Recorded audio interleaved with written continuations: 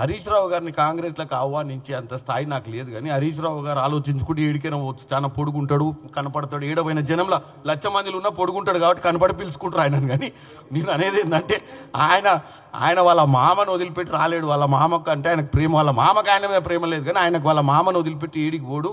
మంత్రి పదవి one side love అది.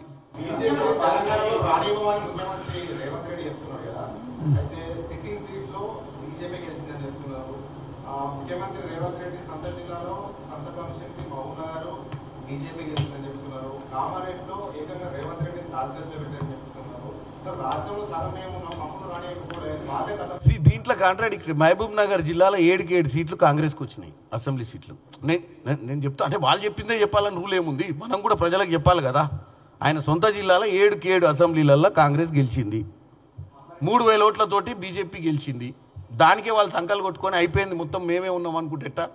నేనేమంటున్నా, రాష్ట్ర రాజకీయాలల్లో బీజేపీ అనే పార్టీకి సిటీలలో అక్కడ చుట్టుపక్కల ప్రాంతాలల్లో అర్బనైజేషన్ దగ్గర వీళ్ళు చేసేటువంటి చెడు ప్రచారం, వీళ్ళు పోలరైజ్ చేసే పాలిటిక్స్, హిందూ ముస్లింల మధ్యన లేకపోతే రైట్ అండ్ లెఫ్ట్ వింగ్స్ అని చెప్పి క్రియేట్ చేసి వీళ్ళు పోలరైజ్ చేసే సిస్టంలో కొద్దిగా గొప్ప సర్వైవ్ అవుతారు వీళ్ళు. రూరల్ బెల్ట్లో ఏం సంబంధం?